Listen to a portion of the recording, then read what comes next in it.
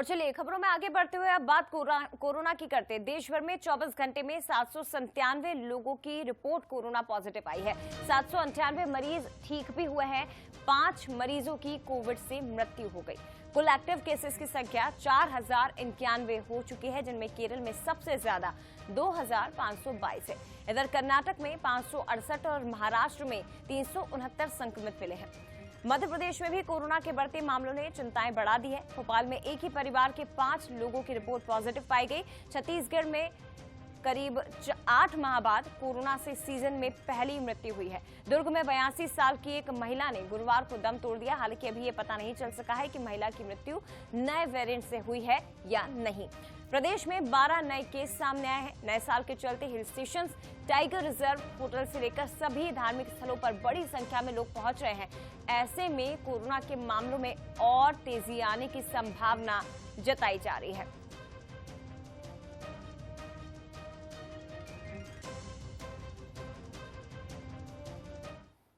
तो छत्तीसगढ़ की अगर बात करें तो 24 घंटे में कोरोना के 10 नए मरीज मिले हैं। रायगढ़ में 4 और जगदलपुर में 2 कोविड मरीजों की पुष्टि हुई। इसके अलावा आपको बता दें कि सुकमा, सूरजपुर, कोरिया और दुर्ग में भी एक मरीज की पुष्टि हुई है। छत्तीसगढ़ में कोरोना के मरीजों की संख्या बढ़कर 37 हो गई। 24 घंटे में 10 नए मरीज पूरे प्रदेश में मिले हैं, जिसमें सबसे ज्यादा संख्या 24 घंटे में रायगढ़ में है, जहां 4 नए मरीज मिले।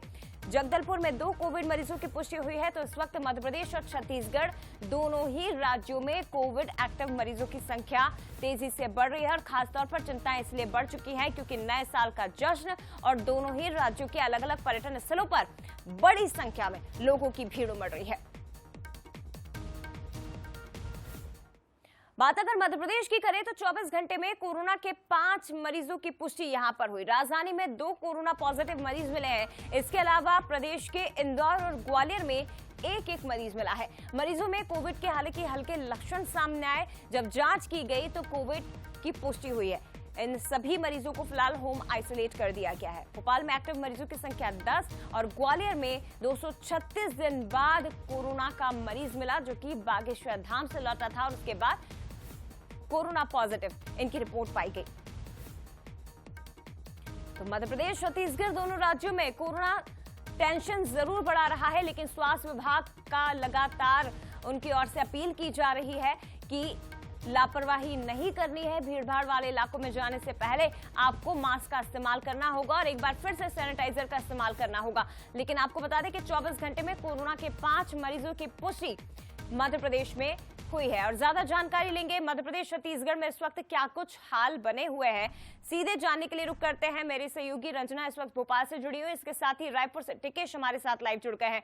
सबसे पहले रंजना, मैं आपके पास ही आना चाहूंगी। मध्य प्रदेश में 5 नए पॉजिटिव मरीजों की पुष्टि हुई है, जिसमें इंदौर से भी मरीज निकलकर सामने आए हैं, ग्वालियर से भी एक मरीज की पुष्टि हुई है। लेकिन चिंता अब थोड़ी सी बढ़ चुकी है क्योंकि नए साल का जश्न और मध्य प्रदेश के अलग अलग पर्यटन क्षेत्रों में जब लोगों की भीड़ बढ़ेगी तो ये आंकड़ा भी बढ़ेगा।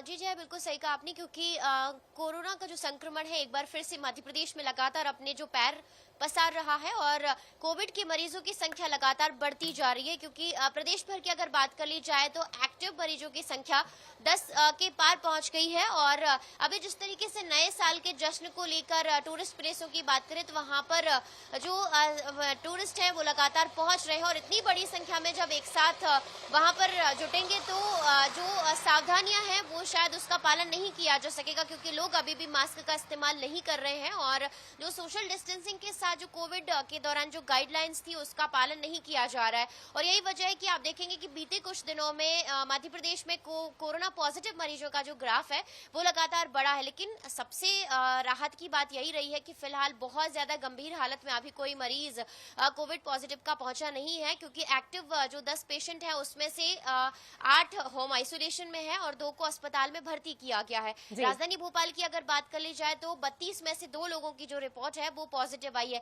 अगर थोड़ी सी सावधानी रखी जाएगी तो शायद इस संक्रमण से लोग बच सकेंगे। और रंजना, ये बात बिल्कुल सही आपने कही है क्योंकि लोग सावधानियां नहीं बरत रहे हैं और उसके पीछे एक बड़ा कारण ये भी हो सकता है कि लोगों को कोविड के लिए एक बार फिर से उस तरह से जागरूक नहीं किया जा रहा है कि लोग समझ सके कि हाँ, कोरोना के आंकड़े एक बार फिर से बढ़ रहे हैं और हमें खुद इसे लेकर सावधानियां बरतनी होगी, क्योंकि अभी तक केवल अपील की जा रही है। उस तरह से कोई कार्यक्रम या अभियान चलाकर या न्यूज़पेपर्स के जरिए उस तरह से नहीं लोगों को अवेयर किया जा रहा है कि आपको अब मास्क लगाना अनिवार्य है, आपको सैनिटाइजर का इस्तेमाल करना अनिवार्य है, या आपको भीड़भाड़ वाले स्थानों में जाने से अब बचना होगा, जो कि साफ दिखाई भी दे रहा है। टिकेश हमारे साथ जुड़े हुए। टिकेश, जरा एक बार फिर से जानकारी दीजिएगा कि पूरे छत्तीसगढ़ में इस वक्त कोविड के कितने एक्टिव केसेस हैं और छत्तीसगढ़ में किस तरह की तैयारियां कि अगर आंकड़े बढ़े तो फिर उससे निपटा भी जा सके, और तमाम मरीजों की स्थिति क्या है?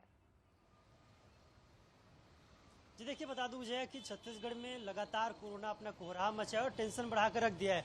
स्वास्थ्य विभाग, शासन प्रशासन के साथ साथ पूरी तरीके से हड़कंप मचे हुए हैं। निश्चित तौर पर छत्तीसगढ़ में बढ़ते कोरोना मरीजों के बाद अब लगातार टेंशन बढ़ता जा रहा है। लोगों को हालांकि अलर्ट तो किया है, अब लोगों को अलर्ट रहना बेहद जरूरी है, क्योंकि लगातार छत्तीसगढ़ में कोरोना के दिन प्रतिदिन मामले बढ़ते जा रहे हैं। कोरोना के कल 10 मरीज की पुष्टि हुई है। निश्चित तौर पर जिस तरीके से कल छत्तीसगढ़ की बात करूं, छत्तीसगढ़ में 8 महीने बाद पहली बार कोरोना से एक कोरोना पेशेंट की मौत हुई है। बता दें कि छत्तीसगढ़ की इस्पात नगरी भिलाई और दुर्ग के क्षेत्र से एक महिला बुजुर्ग की मौत हुई कोरोना से, निश्चित तौर पर, जिसके बाद स्वास्थ्य विभाग में हड़कंप मचा है। अगर कल की बात करें तो कल 10 मरीज मिले हैं और रायगढ़ से 4, जबकि जगदलपुर से 2 और कई ऐसे इलाके जहां पर से एक एक मरीज की पुष्टि हुई। निश्चित तौर पर जिस तरीके से छत्तीसगढ़ में मामले बढ़ते जा रहे हैं, अब कोरोना के 37 मरीजों की एक्टिव पेशेंट की संख्या हो चुकी है। हालांकि चिंता की बात यह है सबसे बड़ी कि कोरोना के मरीज बढ़ते तो जा रहे हैं, लेकिन अब तक एक भी कोरोना के मरीज स्वस्थ होकर अस्पताल से डिस्चार्ज नहीं हुए। तो ऐसे में अब शासन प्रशासन के पास बड़ी चुनौती है कि कोरोना के गाइडलाइन का पालन किया जाए, क्योंकि राजधानी रायपुर के कई ऐसे इलाके नजर आ रहे हैं, शासकीय कार्यालय नजर आ रहे हैं जहां पर कोरोना के गाइडलाइन का पालन नहीं हो रहा है। खास बात यह है टिकेश नहीं कि है। अब केवल अपील से काम नहीं बनेगा। अगर आंकड़े बढ़ रहे हैं और नए साल के जश्न के बाद इन आंकड़ों में इन दोनों ही राज्यों में तेजी आती है, तो फिर सख्ती बरतना बहुत ज्यादा जरूरी हो जाएगा। फिलहाल शुक्रिया आपका टिकेश। इसके साथ ही रंजना, आपका भी बहुत धन्यवाद तमाम जानकारी के लिए। तो कोरोना एक बार फिर से मध्य प्रदेश में और देश भर में कमबैक कर चुका है, लेकिन जरूरी है कि नए साल का जश्न भी आप एहतियात के तौर पर ही मनाएं, मास्क का इस्तेमाल जरूर करें और जरूरी ना हो तो घर पर अपने परिवार के सदस्यों के साथ ही आप नए साल का जश्न मनाइए, ताकि कोरोना के प्रकोप से बचा जा सके। फिलहाल इतना ही, लेकिन देश और दुनिया की बाकी बड़ी खबरों के लिए आप देखते रहिए बंसल न्यूज। नमस्कार।